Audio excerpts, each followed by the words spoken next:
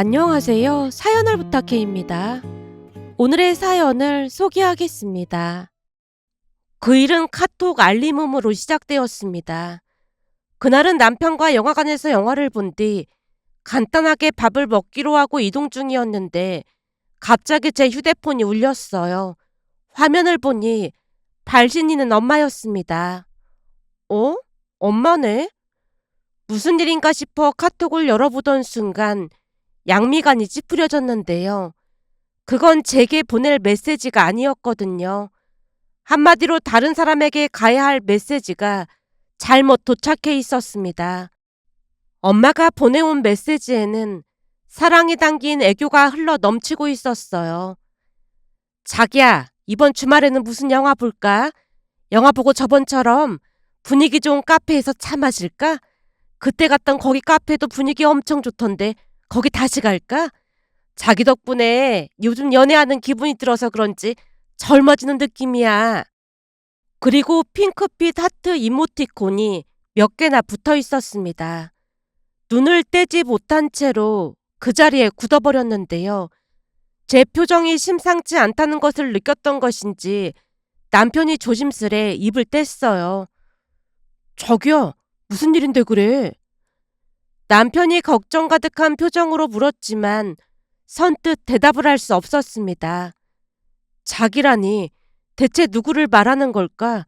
엄마가 아빠를 부를 때 자기라는 말을 사용하는 걸 본 적이 단 한 번도 없었거든요. 여보, 당신이라는 말만 들었을 뿐이었기에 자기라는 말이 그저 낯설게만 느껴졌습니다. 잠깐 멍하니 허공을 바라보고 있던 찰나였어요. 이번에는 전화벨이 울렸고 휴대폰 화면 위로 떠오른 엄마라는 단어를 보다가 망설임 끝에 통화 버튼을 눌렀더니 엄마가 다급히 말했습니다. 민채야, 엄마가 카톡을 잘못 보냈지? 그거 당장 지워버려. 알았지? 순간 목이 바짝바짝 말라오는 듯한 기분이 들었어요. 평소처럼 툭툭 던지듯 말하던 엄마의 말투가 이상하게 어색했습니다. 엄마, 근데 누구한테 보낸 카톡이야? 잠깐의 정적이 흘렀고 엄마가 억지 웃음을 머금은 채 대답했어요. 누구긴 누구야. 아빠한테 보낸 거지. 근데 엄마가 아빠한테 자기야라고 부른 적이 한 번도 없었던 것 같은데? 전에 내가 남편한테 자기야라고 부르는 거 보고 닭살 돋아서 그런 말을 어떻게 하냐고 그런 적도 있잖아. 근데 엄마가 아빠한테 자기라고 부른다고? 거기다 아빠는 영화관 가는 거 엄청 싫어하는데 아빠랑 영화를 보러 갔다고? 그리고 평소 카페 같은 거 가는 거 돈 아깝다고 아빠가 질색하는데 아빠랑 같이 분위기 좋은 카페도 다녀왔다고? 엄마 진짜 아빠한테 카톡 보낸 게 맞긴 한 거야? 말을 하는 내내 가슴 한구석이 얼어붙는 느낌이었는데요. 차곡차곡 쌓인 기억들이 그 상황과 충돌하고 있었거든요. 제가 질문을 던질 때마다 엄마는 말문이 막힌 듯 조용해졌습니다. 하지만 그 침묵은 오래가지 않았습니다. 곧장 날카롭게 튀어나온 한마디가 귓가에 울려 퍼졌거든요. 글쎄 별일 아니라니까 뭘 그렇게 따지고 난리야. 시끄럽고 그냥 카톡이나 지워. 엄마는 바빠서 이만 전화 끊는다. 제 대답도 듣지 않고 그대로 전화를 끊어버렸습니다. 끝내 뭔가를 감춘 채 전화는 그렇게 일방적으로 종료되었고 멍하니 휴대폰을 내려다봤는데요. 그 사이 남편이 식당 주차장에 주차를 마친 뒤 눈치를 보며 물었어요. 저기요, 왜 그래? 무슨 일인데 그래? 이것 좀 봐봐. 엄마가 나한테 잘못 보낸 카톡인데 자기 혹시 엄마가 아빠한테 자기라는 호칭 쓰는 거 본 적 있어? 거기다 연애하는 기분이라 젊어지는 느낌이라니. 이 카톡을 아빠한테 보낼 거였는데 나한테 잘못 보냈다고 하잖아. 아무리 봐도 평소랑 너무 다르지 않아?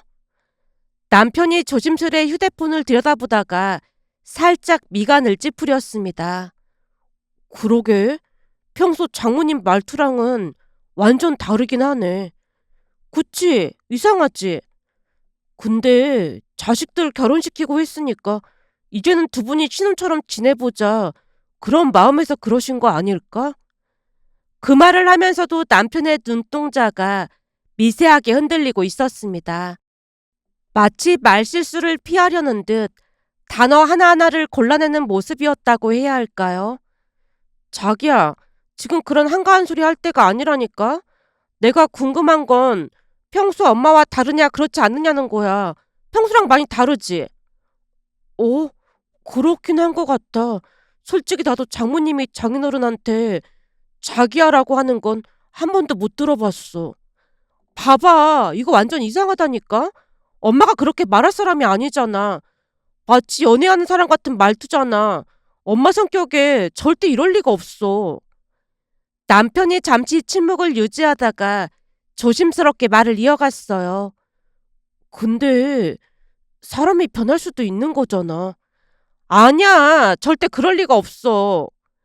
그 순간 저도 모르게 톤이 높아졌고 남편이 당황한 듯 물었습니다. 그럼 자기는 지금 무슨 말을 하고 싶은 건데? 잠시 숨을 고르고 남편 눈을 피한 채 조용히 입을 뗐어요. 정말 이런 말 하고 싶지 않은데 뭔가 사달이 난 것 같아. 사달이라니? 혹시 말이야. 그러니까 엄마가 바람을 피우고 있는 건 아니겠지? 뭐? 장모님이 바람을? 자기야, 그건 너무 심한 것 같은데? 장모님이 그럴 리가 없잖아. 근데 나한테 카톡 지우라고 화까지 내는 게 아무래도 이상하잖아. 제가 팔짱을 낀 채 심각한 표정을 하고 있자 남편은 더 이상 아무 말도 하지 못하고 입술만 굳게 다물었어요. 그럼에도 불구하고 마음 한켠에서는 끊임없이 설마 엄마가 하는 생각을 밀어내려 노력했습니다. 그럴 리 없다고 분명 내가 오해한 거라고 스스로를 다독이고 또 다독였으니까요. 하지만 시간이 흐르면서 엄마의 달라진 모습들이 점점 더 선명하게 눈에 들어오기 시작했습니다. 어느 날은 본가에 들렀을 때였어요. 거실 한켠에서 엄마와 이모가 마주 앉아 있었는데 이모가 엄마의 머리를 매만지며 감탄을 터뜨렸습니다. 민채야, 엄마 머리 스타일 바꿨는데 엄청 잘 어울리지? 언니, 진작에 이렇게 하고 다니지 그랬어. 엄마가 민망한 듯 웃으며 거울을 흘끔 바라봤는데요. 그 미소에는 확실히 무언가 들뜬 기운이 섞여 있었습니다. 그동안 애들 키우느라 바쁘게 살다 보니 머리 손질할 시간도 없었잖아. 큰맘 먹고 비싼 미용실 갔더니 역시 뭔가 다르긴 하더라고. 그 대화를 듣는 내내 이상하게 낯선 기분에 휩싸였습니다. 익숙했던 엄마의 모습이 분명 조금씩 달라지고 있었거든요. 예전 같았으면 돈 아까워서 그런 데는 못 가라고 했을 엄마였을 텐데 이제는 스스럼 없이 자신을 위해 아낌없이 투자하고 있었어요. 처음에는 가격 듣고 후덜덜 했는데 예뻐지려면 그 정도는 감수해야 하지 않겠어?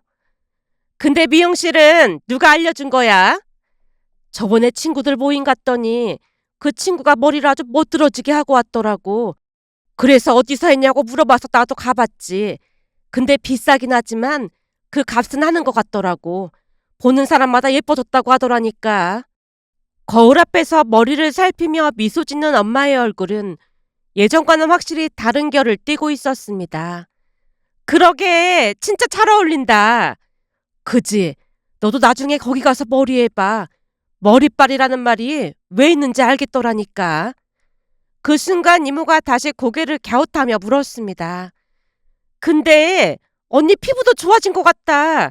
혹시 화장품 바꿨어? 화장품도 바꾸긴 했고 요즘 피부과에서 이런저런 시술 받고 있는데 많이 좋아졌지. 어쩐지 얼굴이 엄청 밝아진 것 같더라. 근데 피부과 시술 받으려면 돈이 많이 드는 거 아니야? 이제 자식들도 다 키워놨겠다. 나 자신을 위해 살아봐야지. 그래야 후회가 없을 것 같다는 생각이 들더라고. 하긴 애들도 다 키웠는데 언니 말이 맞는 것 같네. 근데 이러다가 우리 언니한테 애인이라도 생기는 거 아니야? 들어보니 요즘은 남편 따로 애인 따로라고 하던데 혹시 누가 연락처 물어보고 하면 절대 알려주면 안 되는 거 알지? 내 주변에 바람 피어서 집안이 풍비박산난 사람들이 한둘이 아니거든. 얘는 사람을 뭘로 보고 그런 얘기를 해? 순간 엄마와 이모가 하하호호 웃었고 그러다가 저와 눈이 마주쳤는데요. 엄마가 급히 눈을 피한 채 이모와 대화를 이어갔습니다. 두 사람의 대화는 계속 이어졌고 그 안에는 오직 꾸미고 예뻐지고 달라지고 싶은 욕망만 가득 차 있었다고 해야 할까요? 물론 자식들을 다 키웠으니 엄마가 자신을 위해 사는 게 이상한 일은 아닐지 모릅니다. 하지만 그 모든 변화들이 엄마라는 이름으로 익숙했던 것에서 벗어나 어딘가 낯선 사람처럼 느껴졌어요. 그날 이후 머릿속에 짙은 안개처럼 깔린 의심은 쉽게 거치지 않았는데요. 그 의심이 현실일 수도 있다는 가능성에 서서히 마음의 준비를 해야겠다는 생각까지 하게 됐습니다. 평소 엄마는 옷 사는 걸 사치라 여기던 사람이었습니다. 늘 있는 옷이나 입지 살 필요가 뭐가 있냐며 스스로를 돌보는 일에는 인색한 편이었지만 엄마는 점점 다른 사람처럼 행동하기 시작했어요.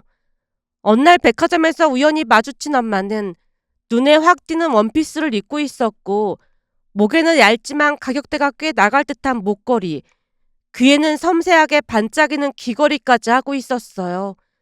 그 모습이 그저 낯설게만 느껴졌습니다. 단순히 꾸미는 걸 떠나 뭔가 다른 세계에서 온 사람 같았다고 해야 할까요? 그날 백화점에서 엄마를 만나자마자 같이 식사를 하자고 했지만 엄마가 단호히 거절했어요. 니들끼리 즐겁게 지내다 가면 되지. 뭘 엄마랑 같이 지내려고 해. 엄마도 일행했으니까 니들끼리 놀다가. 그럼 엄마는 가볼게. 엄마가 빠른 걸음으로 시야에서 사라지자 남편이 조심스럽게 말을 꺼냈습니다. 저기요, 장모님 말이야. 진짜 많이 변하신 것 같지 않아? 그 말에 고개를 끄덕일 수밖에 없었습니다. 저 역시 내내 느끼고 있던 부분이었으니까요. 그지? 나도 같은 생각이야. 요즘은 우리 엄마가 아니라 다른 사람 같다는 생각마저 든다니까. 겉은 엄마인데 영혼은 우리 엄마가 아닌 것 같아. 그때도 말한 적 있지만 아무래도 무슨 사달이 난 게 분명해 보여. 남편이 한숨을 내쉬며 잠시 침묵했습니다. 자기야, 아무리 그래도 장모님이 그러실 분은 아니잖아. 그 말은 맞는 말이었습니다. 엄마는 우리 가족의 중심이었고 원칙적인 사람이었으니까요.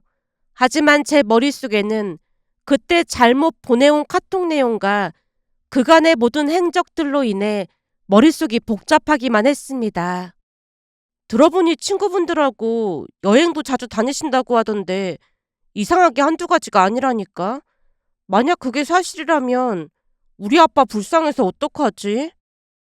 그 말을 내뱉고 나서야 제가 진짜 두려워하는 게 무엇인지 확실히 깨달았는데요.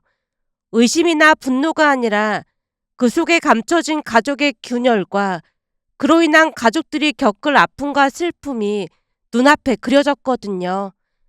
어느 날 남편이 먼저 말을 꺼냈어요. 자기야, 형님한테도 연락해봐야 하는 거 아닐까? 오빠한테?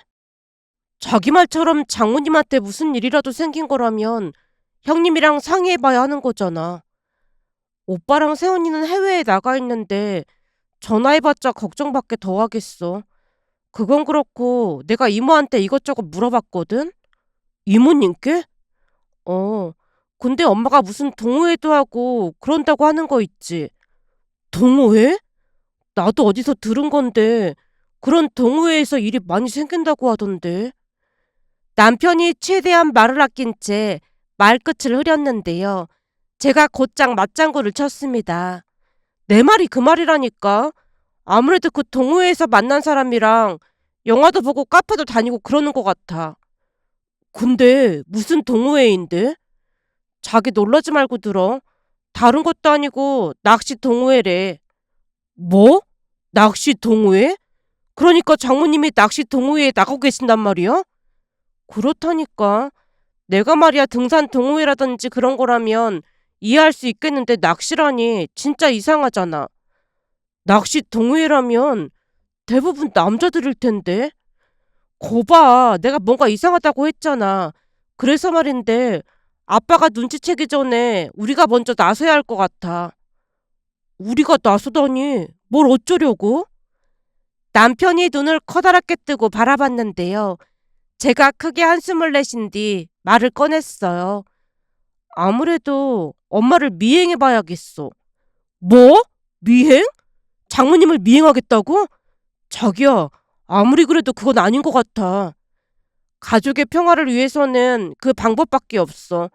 들어보니 매주 토요일 날 낚시 동호회에 참석한다고 하니까 토요일 날 몰래 미행해보자. 그러다가 장모님께 들키면 나 완전 찍힐 것 같은데? 장모님 성격에 나 가족에서 완전 제명당할 것 같단 말이야. 남편이 울상을 지은 채 어쩔 줄을 몰라 했지만 계속해서 남편을 설득했습니다. 자기야, 잘 생각해봐. 3달이 나서 엄마 아빠가 이혼하는 게 낫겠어? 아니면 이번에 미행해서 우리가 바로 잡는 게 낫겠어? 그거야, 바로 잡는 게 낫긴 하지. 바로 그거야. 큰일 나기 전에 우리가 바로 잡아야 한다니까? 그렇게 시작된 대화는 결국 미행이라는 종착역에 다다랐습니다. 이성이 막아섰지만 불길한 상상이 이성을 앞질렀고 우리 둘 다 무언가를 확인해야 한다는 공포 섞인 의무감에 사로잡혀 있었거든요. 그리고 드디어 토요일 날이 되었는데요. 우리는 몰래 엄마 뒤를 따랐습니다. 목적지는 낚시 동호회 모임 장소였고 도착했을 때 생각보다 평온한 분위기였습니다. 엄마는 진지하게 낚시를 배우고 있었고 주변 사람들도 무례함 없이 예의를 갖춘 모습이었어요. 예상과 달리 여자 회원들도 있었는데 유쾌하게 어울리는 모습에 잠시 동안 우리가 너무 예민했던 건 아닐까 싶기도 했습니다. 그러나 그 평화는 오래가지 않았습니다. 동호회 활동이 끝난 뒤 엄마가 바로 귀가하지 않았거든요. 대신 한 상가 건물로 차를 몰았고 그곳에 도착한 우리는 직감적으로 알아챘습니다. 주차를 마친 엄마가 지하로 내려갔고 우리는 최대한 숨을 죽인 채 그 뒤를 따랐습니다. 그리고 눈앞에 등장한 간판은 노래방이라 적혀 있었어요. 상상 속의 조각들이 거짓말처럼 하나둘 맞춰지기 시작했고 심장이 심하게 요동쳤습니다. 노래방에 들어가자마자 사장에게 엄마의 일행이라고 하자 놀랍게도 사장이 아무렇지도 않게 손가락으로 한 룸을 가리켰습니다. 그때 뭔가 이상하다는 생각을 했어야 했지만 우리 머릿속은 이미 안 좋은 예감으로 가득 찬 상태였기에 이성보다 감정이 앞섰다고 해야 할까요? 결국 한참을 망설이다 조심스레 문을 열었고 눈앞에 펼쳐진 장면은 충격 그 자체였습니다. 엄마가 어떤 남자와 밀착한 채로 노래를 부르고 있었거든요. 그 순간 뇌가 순간적으로 멈춘 것 같았습니다. 곧장 룸 안으로 뛰어들어가 그 남자에게 테이블에 있던 음료를 끼얹었고 뒤따라 들어온 남편이 그 남자를 힘껏 밀쳐버렸습니다. 그 바람에 그 남자가 저만치 나가 떨어졌고요. 엄마의 비명과 함께 찢어지는 듯한 마이크 소리가 뒤엉켜 그야말로 룸 안은 아수라장이 되었습니다. 순간 엄마의 입에서 뜻밖의 말이 튀어나왔어요. 어머, 여보 괜찮아? 얘들이 진짜 미쳤나봐. 여보라는 단어 하나에 제 심장이 요동쳤고 저도 모르게 그 남자를 향해 시선을 돌렸는데요. 바닥에 쓰러져 있던 남자는 다름 아닌 우리 아빠였습니다. 아빠? 아빠가 왜 여기 있어? 순간 너무 당황한 나머지 목소리도 떨렸고 시선은 왔다 갔다 방황하고 있었어요. 얘들이 진짜 미쳤나봐. 그럼 아빠가 아니면 내가 누구랑 노래방에 왔겠니? 근데 아빠 그 머리는 뭐야? 혹시 가발 쓴 거야? 네 아빠가 가발을 쓰던 말던 니들이 뭔 상관이야? 아니, 가발을 쓰고 있어서 아빠인 줄 전혀 몰랐지. 그럼 내가 다른 남자랑 여기 온 줄 알았단 말이야? 김서방, 자네도 나를 의심했단 말이야? 장인어른, 괜찮으세요? 그러게 내가 뭔가 이상하다고 했잖아. 남편 얼굴이 새파래진 채 어쩔 줄을 몰라 했고 그 모습을 본 아빠가 허리가 아픈 듯 천천히 몸을 일으키려 했습니다. 아빠, 괜찮아? 김서방이 어찌나 세게 밀었는지 허리를 삐끗한 것 같아. 아니 대체 이게 다 무슨 일이야? 아빠는 갑자기 왜 가발까지 쓰고 난리야. 그리고 노래방에서 선글라스는 왜 쓰고 있어? 다른 사람인 줄 알았잖아. 그 순간 엄마가 단숨에 제게 다가오더니 등짝을 날리며 외쳤어요. 네가 잘못해놓고 너 어디서 적반하장이야? 니들 혹시 나 미행한 거니? 그 말에 숨이 턱 막힌 채 남편과 동시에 고개를 푹 숙이다가는 곧 남편이 아빠를 부축했고 우리는 무거운 분위기 속에서 집으로 향했습니다. 집에 도착하자 엄마가 터져 나오는 한숨을 간신히 억누르고 기가 막히다는 얼굴로 날카롭게 물었어요. 바른 대로 말해봐. 나를 왜 미행한 거야? 아니, 요즘 엄마가 조금 이상해졌잖아. 거기다 그때 나한테 보낸 카톡에서 애인이 어쩌고 저쩌고 하다 보니까 내 나름에는 걱정이 됐고 말이야. 내가 너 때문에 못 산다 진짜. 그때 소파에 누워있던 아빠가 조용히 한숨을 섞으며 대화에 끼어들었어요. 그러게 내가 애들한테 말하자고 했잖아. 괜히 속였다가 이게 웬 난리야. 속이다니? 그건 또 무슨 말이야? 혼란 속에서 제 목소리는 자연스럽게 높아졌고 그제야 엄마가 숨겨왔던 이야기를 꺼냈습니다. 사실은 몇 달 전에 병원에 갔더니 엄마가 갑상선암이라고 하더라고. 갑상선암? 그 말을 들은 순간 온몸에 차가운 전율이 퍼졌습니다. 갑상선암이 착한 암이라고는 하지만 암이라는 말을 듣는 순간 심장이 쿵 내려앉고 온갖 생각이 스쳐 지나가더라고. 그래서 치료 끝나고 난 뒤 우리 둘이 못 해본 거 해보면서 그렇게 살자고 다짐했거든. 그동안 니들 키우느라 맨날 돈 아끼며 살았는데 이제는 우리도 연애하는 기분으로 그렇게 살자고 했던 거야. 근데 그때 하필 너한테 카톡을 잘못 보낸 거고 이 사달이 날 줄 알았으면 차라리 그때 말했어야 했는데 이게 웬 난리라니. 네 아빠 허리 크게 다친 거면 어쩔 거야. 우리 딸은 그렇다 치더라도 김서방까지 이럴 줄 진짜 몰랐네. 정말 죄송합니다. 남편이 진심 가득한 목소리로 사과하자 엄마가 한숨을 쉬며 고개를 절레절레 흔들었습니다. 엄마, 암에 걸렸는데 우리한테 어떻게 말을 안 할 수가 있어. 니들 걱정할까봐 그랬지. 너한테만 말할까 생각도 해봤는데 그러면 네 오빠 귀에 들어갈 게 분명하니까 그냥 쉬쉬했던 것뿐이야. 근데 이제는 괜찮으니까 걱정할 필요 없어. 진짜 너무해. 나한테는 말했어야지.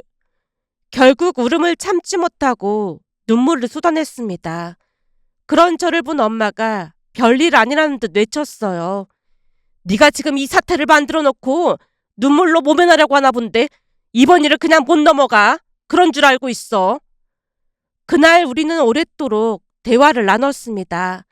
서운함과 억울함, 걱정과 후회가 얽혀 때로는 목소리를 높이기도 했고 때로는 침묵 속에 눈물을 흘리기도 했습니다. 하지만 그날 밤 서툰 오해와 숨김으로 어긋났던 마음들이 비로소 다시 마주보게 되었던 것 같습니다. 한바탕 소동이 지나간 뒤 잠시 고요가 찾아왔는데요. 그 틈을 타 남편이 조심스레 아빠를 향해 말을 건넸어요. 장인어른, 근데 그 가발 진짜 잘 어울리세요. 뒷모습만 봤을 때는 다른 분인 줄 알았거든요. 아빠가 헛기침을 하더니 어깨를 으쓱하며 대답했어요.